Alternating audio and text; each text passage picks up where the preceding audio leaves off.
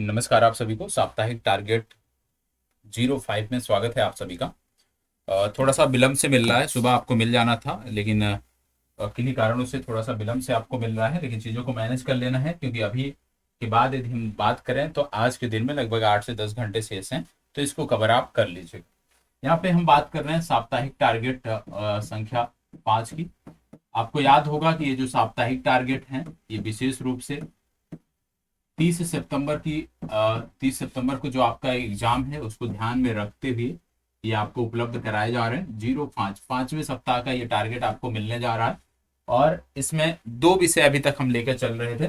पहला विषय जो हम लेकर चल रहे थे वो हमारा था आधुनिक भारत का इतिहास, सब्जेक्ट 01, और दूसरा विषय जो हम लेकर के चल रहे थे वो हमारा था राज व्यवस्था, जो कि सब्जेक्ट 02 में हम कवर कर रहे थे।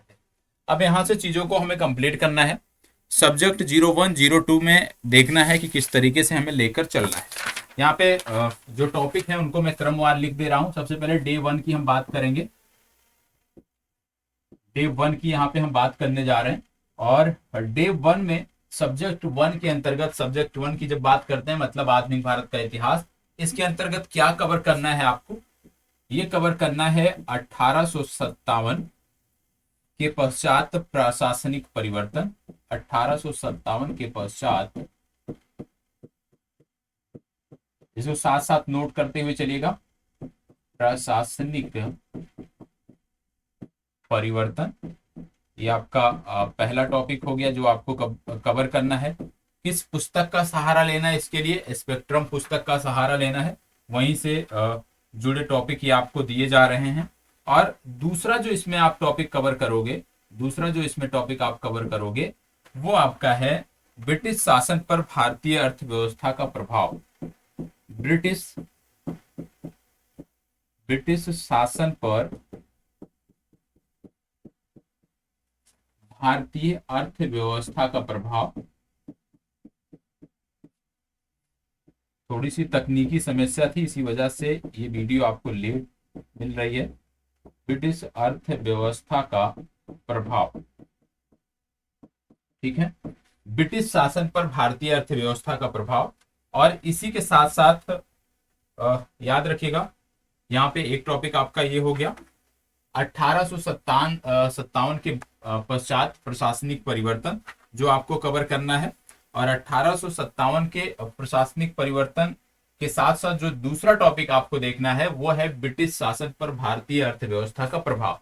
सब्जेक्ट 2 के अंतर्गत यदि हम आते हैं, हमारा राज व्यवस्था चल रहा था। यहाँ पे यदि हम बात करें जो हमें डे 1 में समाप्त करना है, डे 1 में सबसे पहले हमें देखना है बहुत सारे अधिकरण होते हैं।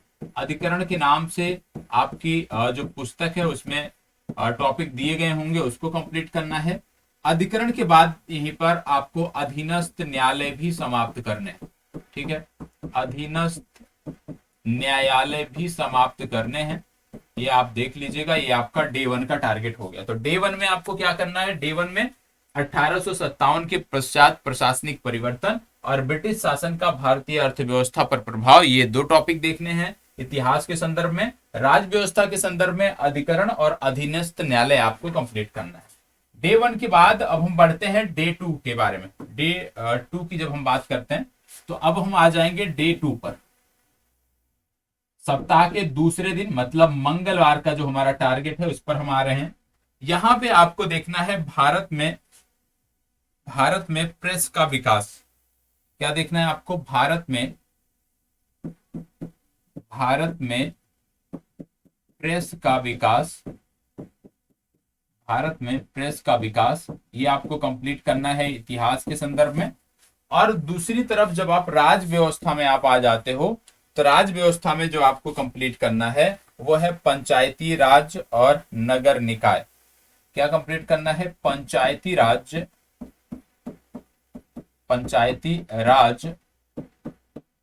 और नगर निकाय, ठीक है, पंचायती राज और नगर निकाय आपको कंप्लीट करना है डे 2 में, ठीक है। डे 2 के बाद प्रेस के विकास तक की बात हो गई। प्रेस के विकास तक की बात, अब हम आगे बढ़ते हैं डे 3 में। ये डे 2 का आपका टारगेट हो गया दोनों विषयों का।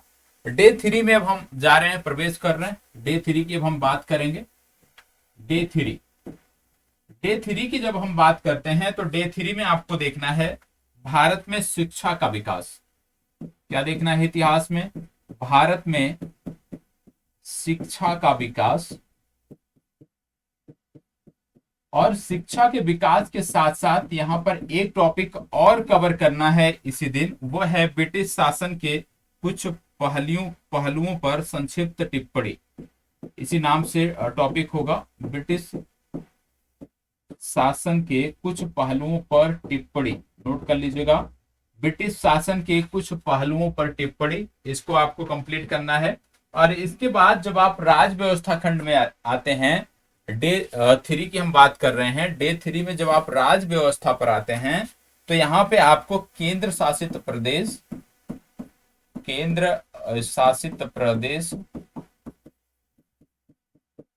और केंद्र शासित प्रदेश के साथ साथ अनुसूचित एवं जनजातीय क्षेत्र कवर करना है। अनुसूचित एवं जनजातीय क्षेत्र, ठीक है, ये दो चीज कवर करना है आपको डे 3 में। डे 3 के बाद हम बढ़ते हैं डे 4 की तरफ, और डे 4 की अब बात आती है। डे 4 में आपको क्या कवर करना है? डे 4 में जब बात करते हो तो भारतीय रियासतें, इतिहास में आप देखोगे भारतीय रियासतें, भारतीय रियासतों के साथ साथ भारत में अंग्रेजों की भू राजस्व नीतियां,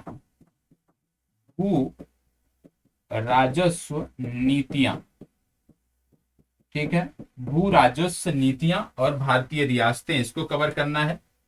जब आप राज व्यवस्था के संदर्भ में आ जाते हो, राज व्यवस्था में आ जाते हो तो यहाँ पे निर्वाचन आयोग आपको कवर करना है। निर्वाचन आयोग, और निर्वाचन आयोग के साथ साथ संघ लोक सेवा आयोग कवर करना है। संघ लोक सेवा आयोग, ये टॉपिक आपको कवर करना है। ये हो गया डे 4। डे 5 सप्ताह का जो आपका अंतिम दिन है जहां पे आप अध्ययन करते हो। डे 5 की जब हम बात करते हैं, डे 5 में क्या करना है? डे 5 में सबसे पहले कृषक आंदोलन,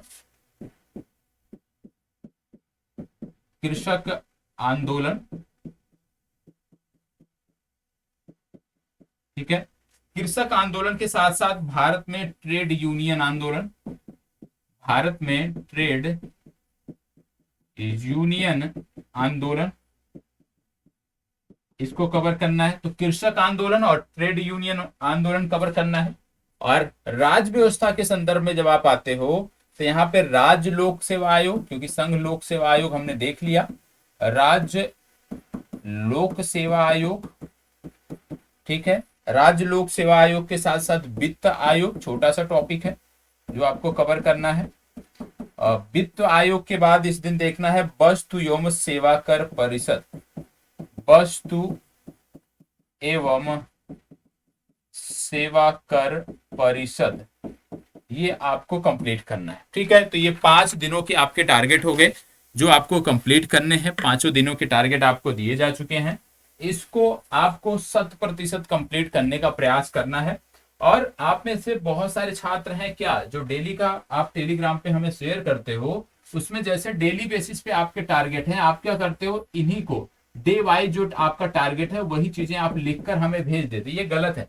आपका रूटीन क्या है पढ़ाई का, आप किस समय पर उस टारगेट को कंप्लीट कर रहे हो, उस समय, साथ ही साथ इसके अतिरिक्त भी तो आपको पढ़ना है ना, इसके अतिरिक्त भी तो आपको करंट अफेयर्स देखना है, उत्तर लेखन करना है, तो उसका अलग से आप कंप्लीट करके शेड्यूल भेजा करें। देखो प्रॉपर जब तक आप एक्टिवेट, आप कह सकते हो अपने आप को एक्टिव नहीं रखोगे तब तक चीजें बेहतर नहीं होंगी इस संदर्भ में। और इस सप्ताह का टारगेट आपको ये दिया जा चुका है, अगले सप्ताह का टारगेट आपको शनिवार को मिल जाएगा। ठीक है, और प्रयास रहेगा कि शनिवार को मिल जाए। कल आपको नहीं मिल पाया, इसके लिए माफी चाहता हूं मैं। आज तकनीकी समस्याओं के कारण थोड़ा सा विलंब हुआ है, लेकिन फिर भी अभी काफी समय है, आप चाहेंगे तो इसको कंप्लीट कर सकते हैं। ठीक है, अब बचा शनिवार और रविवार, शुक्रवार तक का तो ये टारगेट आपका हो गया। अब बचा है शनिवार और रविवार। प्रयास सबको यही करना है कि शनिवार और रविवार जो है यहाँ पे जैसे शनिवार आपका रिजर्व डे तो होता है, लेकिन रिजर्व डे के रूप में इसका प्रयोग हमें ना करना पड़े, ये प्रयास होना चाहिए। क्यों? क्योंकि हमारा पूरा प्रयास होना चाहिए कि हम इस दिन भी चीजों को रिवाइज करें, ठीक है, रिवीजन करें चीजों को। तो यदि हम शनिवार को रिवाइज डे के रूप में प्रयोग करें तो हमारी चीजें और बेहतर होंगी।